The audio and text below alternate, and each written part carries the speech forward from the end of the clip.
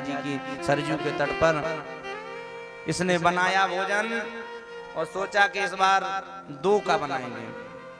2 भगवान आते हैं ना, 2, तो इसने 2 भगवानों का बना लिया। और इस बार राजा राम आई नहीं, इस बार राजा राम जी के साथ में सीता राम आई है। गा रहा है, भोजन बनाकर परोस कर कहता है, अरे सीता राम आइए मेरे राम आइए, मेरे भोजन का भोग लगाइए, हो मेरे भोजन का भोग लगाइए। सीता राम आइए राजा राम आइए, मेरे भोजन का भोग लगाइए, ओ मेरे भोजन का भोग लगाइए, हाँ मेरे भोजन का भोग लगा। आज भगवान को भी रहा नहीं गया और सीता जी के साथ में लक्ष्मण जी को लेके प्रकट हो गए। बोलिए सीता राम लक्ष्मण भगवान की। 3 भगवानों को देखा तो आंखें फटी की फटी रह गई। अब इसने बनाई थी 3 लोगों की, अब 4 लोग हो गए, एक खुद 3 वो। भगवान भी झूठ बोलते हैं। देखो गुरुजी ने कहा था 1, अब 2 आगने लगे तो हमने 2 का बनाया है, 3 आ गए। लोभ खा रहा है इनको भी, कोई बात नहीं है। अब तो इसने जब भोजन बनाया तो जितना था सब परोसते चले गए। इस बार इसने बनाई थी 8 रोटी।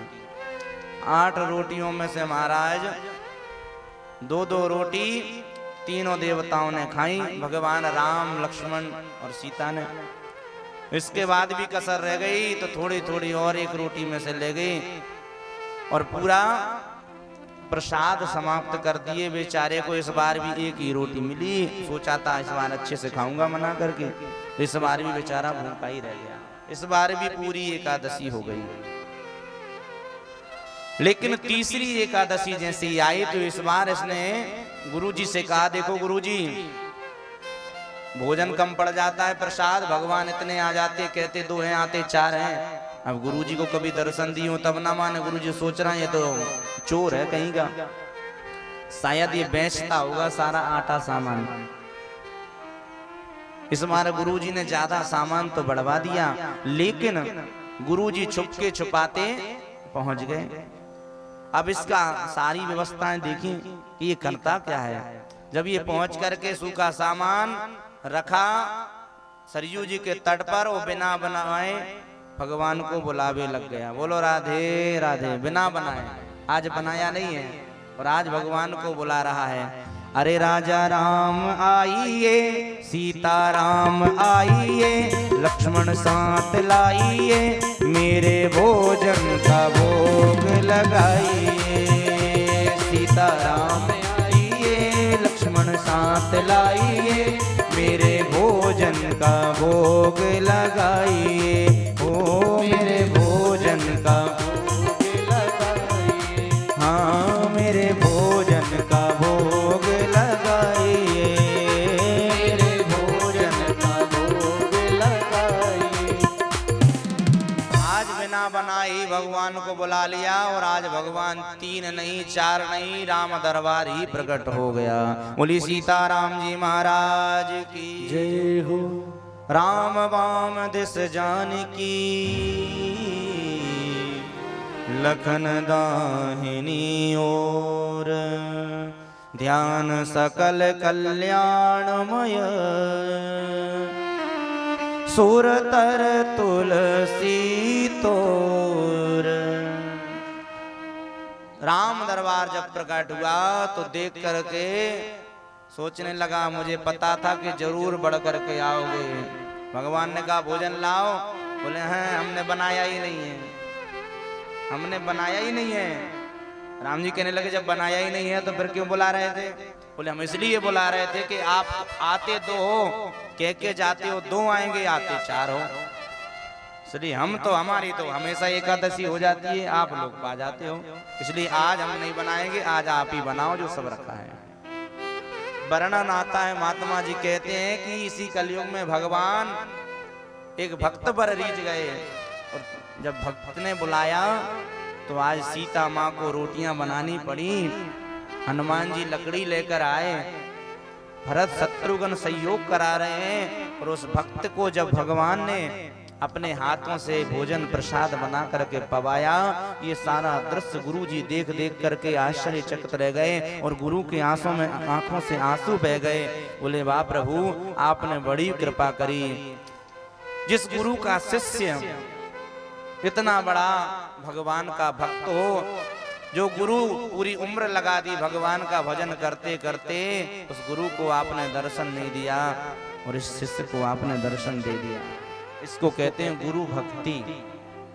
जरूरी नहीं है कि गुरु जी को ही भगवान मिले, गुरु जी के दिए हुए वचनों पर यदि आपने अमल कर लिया तो गुरु जी से पहले आपको भगवान मिल सकते हैं, इसमें कोई संशय नहीं है। बस गुरु के वचनों पर आपको चलना है, गुरु की कृपा पर आपका कभी भी शंका ना होवे, गुरु के वचनों पर कभी भी कोई अविश्वास ना होवे। यदि आपने गुरु की कृपा को साध लिया तो भगवान अपने आप आपको आकर के भोजन पवा जाएंगे। प्रेम से बोलो सतगुरुदेव भगवान की। तो जैसे गुरुजी ने देखा, दौड़ पड़े गुरुजी और शिष्य के चरणों में गिरने लगे। दौड़ कर शिष्य ने कहा, गुरुजी ये मुझ पर कैसा अपराध चढ़ा रहे हो। गुरुजी कहते हैं, मैंने तुझे देखा और इतना भाव मैंने आज तक अपने आप में नहीं ला पाया, लेकिन मेरे शिष्य में इतना भाव आ गया, इतने में भगवान अदृश्य हो गए। अदृश्य हुए तो चेला कहता है, भगवान आप मेरे गुरुजी को क्यों नहीं दिखते हो। तब शिष्य के कहने पर आज राम जी ने अपना संपूर्ण दरबार गुरुजी को दर्शन कराया है। बोले सीताराम जी महाराज की। ऐसे भाव से भगवान रिझते हैं, भाव बिन वो कुछ लेते नहीं हैं। जो भी वस्तु आपको भगवान को अर्पण करना है भाव से करिए। तो नंद बाबा एकादशी व्रत रहते हैं और 4 बजे जाना था तो 2:30 बजे ही चले गए रात में, और गए सो सीधे जमुना जी में कूद गए। वरुण लोक के जो भी दूत थे वो वरुण लोक में जा करके नंद बाबा को बांध दिए। तो इधर नंद बाबा ना मिले, वृंदावन में ढूंढ मारो सब, वृंदावन में कहाँ मिले। तब भगवान ने ध्यान धर के देखा तो जमुना जी में बाबा को पाया। दौड़ करके भगवान ने छलांग लगाई और सीधे जमुना जी में कूद करके वरुण लोग पहुंच गए और बंधे हुए बाबा को देखा। लेकिन जैसे भगवान पहुंचे तो भगवान की स्तुति होवे लग गई। अजानता माम केना मूढ़ेना कार्य वेदिना आनी तोयम तब पिता तद भवां क्षन्तुमर्हति। भगवान कहते हैं, वरुण जी कैसी उल्टी गंगा बहा रहे हो, पिताजी को बांध के पटके और हमारी पूजा कर रहे हो। नंद बाबा को देखा, वरुण भगवान कहने लगे, आपके पिताजी हैं ये। महाराज मुझे जानकारी नहीं है, ये तो ब्रह्म मुहूर्त के पहले स्नान करने आए थे, इसलिए रात्रि में जलाशयों में स्नान करने से पाप लगता है। रात्रि में वृक्षों से पत्ते तोड़ने में पाप लगता है। रात्रि में वृक्षों से पुष्प तोड़ने में पाप लगता है, क्योंकि जिस तरह हम सोते हैं तो वनस्पतियां भी सोती हैं, वृक्षावलियां भी सोती हैं, जल भी सोता है। तो इन्होंने अपराध किया था इसलिए उनको बांध दिया। हमें पता नहीं था महाराज कि आपके पिता हैं। अजानता माम कीनो, मुझे पता नहीं था, लेकिन मेरे जैसे मूढ़ ने इतना बड़ा सामर्थ्य कैसे कर दिया। क्षमा करना महाराज। तुरंत भगवान के पिताजी को बंधन मुक्त कराया और स्तुति की है। आज पिताजी को लेकर के भगवान वरुण लोक से सीधे वृंदावन में प्रकट हुए। बोले वृंदावन बिहारी लाल की। सारे ब्रजवासी पर खड़े हैं हाथ जोड़ करके। अरे ये कोई साधारण देवता तो ना है, भगवान है ये कोई। इसने बताओ नंद बाबा को जमुना जी में से बाहर निकाल लिया। आज भगवान ने मान ही लिया कि चलो मैंने माना कि मैं भगवान हूं, तो बताओ तुम क्या चाहते हो। वाल वाल कहने लगे, यदि तू भगवान है तो बता तेरो बैकुंठ कैसो है। तो आज भगवान ने ब्रह्म कुंड के पास में जाकर के बैकुंठ का दर्शन कराया है। कौन कौन वृंदावन गया है? सोने का खंबा देखे हो? नहीं देखे हैं? ब्रह्मकुंड देखे हो? गोपेश्वर महादेव देखे हैं? ब्रह्मकुंड रंगनाथ मंदिर के बिल्कुल जस्ट सामने है। उसी ब्रह्मकुंड में विशाल जल भरा हुआ था, विशाल रूप में बना हुआ था, बड़ा भारी जल था। उसी जल में जिन जिन को वैकुंठ जानो तो वो सबने वही में डुबकी लगा दी, और जैसे ही डुबकी लगाई तो सीधे वैकुंठ में पहुंच गए। लेकिन बीच में से कन्हैया गायब हो गए। कन्हैया गायब कैसे हो गए? जब सारे ब्रजवासी देखने लगे वैकुंठ में जाके हमारो कन्हैया कहाँ गो भाई, तो देखा सामने शेष की सैया पर लेटे हैं, नागों के ऊपर भगवान लेटे हैं। ब्रह्मा आदि ऋषि उनकी स्तुतियां कर रहे हैं। कोई किसी से राम राम नहीं करता। जाकर के राधे राधे बोलने लगे ब्रजवासी, तो सारे वैकुंठवासी कहते हैं चुप रहो, भगवान की पूजा हो रही है, चुप रहो, मौनम आसीत। कोई किसी से राम राम नहीं कर रहा। ब्रजवासियों को ये सब देख करके थोड़ा आश्चर्य लगा कि जिस गोविंद परमात्मा के साथ में हम लोग आंख मिचौनी का खेल खेल रहे थे वृंदावन में, आज उससे कोई मिलने नहीं देता। इसलिए ऐसो वैकुंठ हमें ना चाहिए भैया। हे भगवान, तू तो हमारे वृंदावन में पहुंचा दे जहां से तू हमको लाया। बोले राधे राधे। वृंदावन जाना और वृंदावन में जन्म लेना कोई साधारण बात नहीं है। भक्त कहता है वृंदावन की धूली बना देना, भक्त कहता है कि वृंदावन के वृक्ष बना देना, एक भक्त कहता है कि वो भी ना बना पाओ तो भिखारी बना देना, वो भी ना बना पाओ तो मूर बना देना, लेकिन वृंदावन में बास दिला देना, हमारा मनुष्य देह सार्थक हो जाएगा। मोर जो बनाओ तो बनाओ श्री वृंदावन को, कोहक कोहक नाच नाच तुमको रिझाऊंगा। बंदर बनाओ तो बनाओ श्री वृंदावन को, झूम झूम डालियों पे जोरन दिखाऊंगा। भिक्षुक बनाओ तो बनाओ श्री वृंदावन को, टूक टूक मांग हरि भगतों से खाऊंगा। तात स्वर्ग अपवर्ग लेकर करेंगे हम क्या, तुम जानते नहीं हो हम वृंदावन वासी हैं। आज वैकुंठ में रहकर के क्या करेंगे जहां पर भगवान ही हमसे दूर हो जाए। इसलिए ये परमात्मा हमको तो वृंदावन पहुंचा दो। और मन में खिन्नता आई, देखते देखते भगवान ने सारे ब्रजवासियों को वृंदावन पहुंचा दिया। बोले वृंदावन धाम की जय हो। लागे वृंदावन नीको मोहे, लागे वृंदावन नीको। आइए सभी लोग हम भी वृंदावन चले भाव से। अरे लागे वृंदावन नीको मोहे, लागे वृंदावन नीको, लागे वृंदावन नीको, लागे वृंदावन नीको। हे आली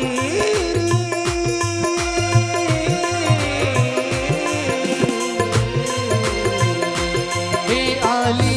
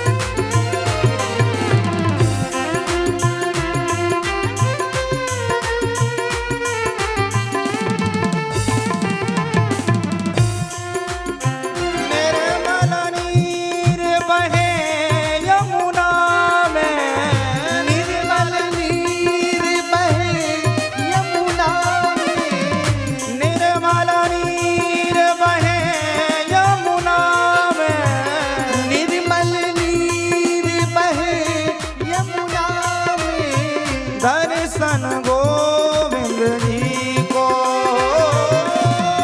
दर्शन गोविंद जी को, दर्शन गोविंद जी को, दर्शन गोविंद जी को। लागे वृंदावन को मोहे, लागे वृंदावन को नीको, लागे वृंदावन सभी लोग ताली में सेवा करते हुए लागे वृंदावन धाम की।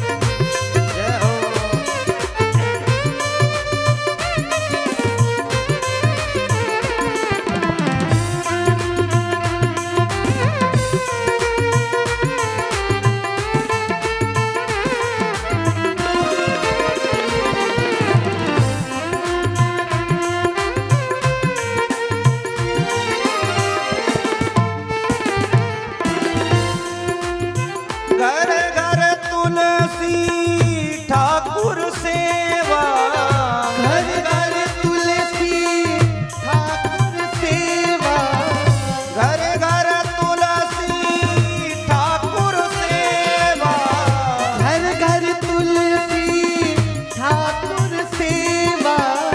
भोजन दूध दही को, भोजन दूध दही को, भोजन दूध दही को, भोजन दूध दही को। लागे वृंदावन को मोहे, लागे वृंदावन को, नीको, लागे वृंदावन नीको, लागे वृंदावन को।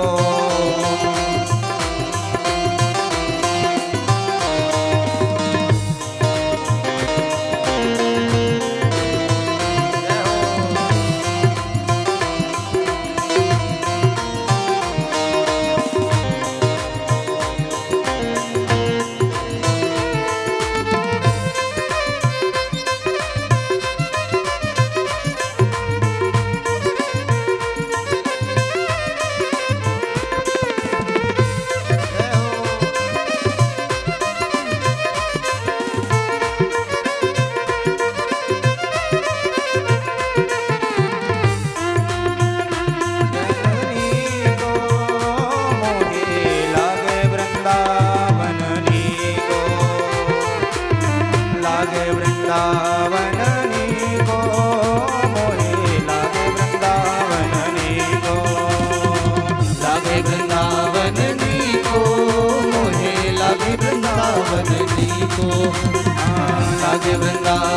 नीको, मोहे लागे वृंदावन, लागे वृंदावन नीको, लागे वृंदावन नीको, लागे वृंदावन नीको। बोलिए वृंदावन धाम की। लागे वृंदावन नीको मोहे, लागे वृंदावन नीको। आज वृंदावन में सारे ब्रजवासियों को बैकुंठ से सीधा वृंदावन में पहुंचा दिया।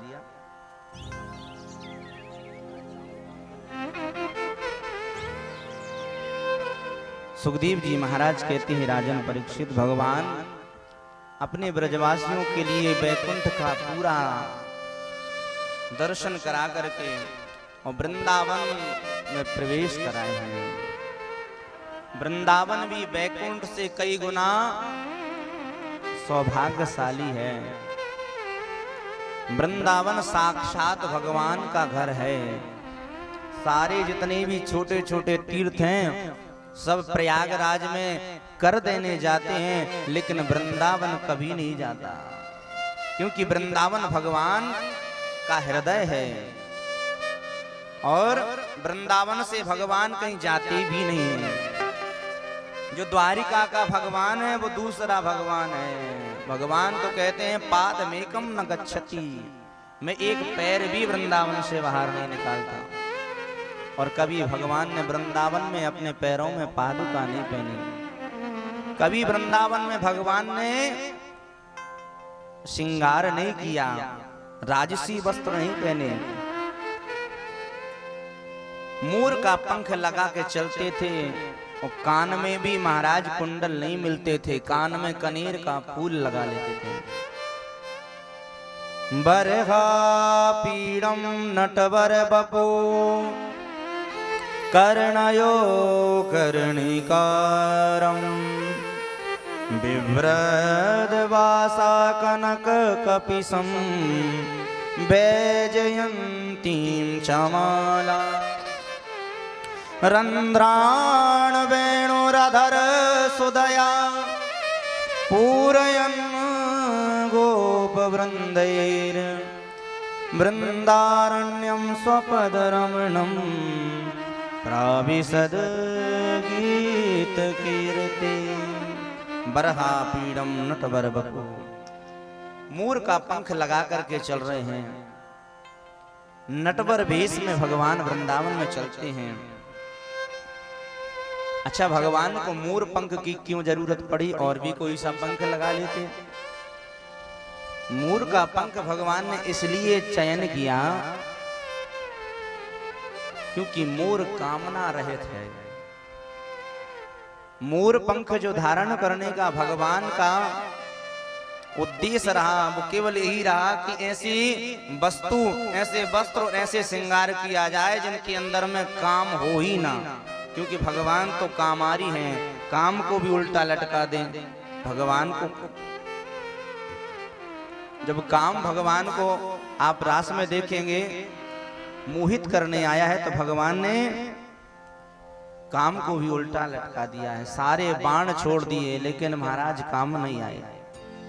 मोर का पंख धारण इसलिए किया भगवान ने क्योंकि जब मोर और मोरनी, मोरा और मोरनी जब नृत्य करते हैं तो मोर और मोरा अपने पैरों की तरफ जब देखते हैं तो भगवान से कहते हैं, भगवान तुमने हमको पूरा सुंदर बनाया लेकिन पैर कैसे कुरूप बना दिए। तो उन पैरों को देख करके मोरा के आंखों में आंसू आ जाते हैं और मोरा के जब नेत्रों से पानी गिरता है तो मोरनी वही पानी को अपने मुख में धारण कर लेती है। और जैसे ही मुख में धारण करके जब वो उस आंसुओं को पीती है तो उसी से वो गर्भवती हो जाती है और उसको प्रसव हो जाता है। प्रेम से बोलो राधे राधे। इसलिए भगवान ने मोर पंख धारण किया। बरहा पीड़म नटवर बपू कर्णयो कर्णिकारम, अपने कान में कनेर का फूल लगाते हैं। ये दो नहीं, एक मिला है, केवल एक वचन, एक मोर पंख और एक ही कनेर पुष्प। कर्णयो कर्णिकारम बिभ्रद वासः कनक कपिशम वैजयंती चनमालाम, वैजयंती माला धारण करते हैं। रंध्राण वेणुर अधर सुदया पूरयन गोप वृंदई, अपने अधरों पर वेणु निनाद करते हैं और ऐसी वेणु निनाद करते हुए वृंदारण्यम, वृंदारण्य में प्रवेश कर रहे हैं। प्राविशत कीर्ति, इस प्रकार भगवान ने वेणु निनाद किया और आज ऐसा वेणु निनाद किया कि भगवान ने जिस जिसको बुलाना था उसी को केवल वेणु सुनाई और किसी को बंसी नहीं सुनाई दी। भगवान पीता रात्रि सरदोत्फुल्ल मल्लिका वीक्षरन्तुं मनश्चक्रे योग मायामुपाश्रिता।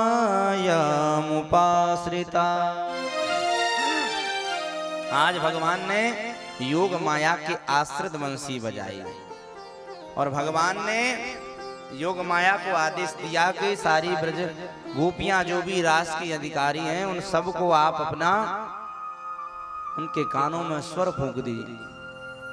और भगवान ने जब बंसी निनाद करी तो शरद पूर्णिमा का अवसर आने वाला है। धीरे धीरे करके समय व्यतीत होता चला गया और शरद पूर्णिमा की पावन रात्रि पर भगवान में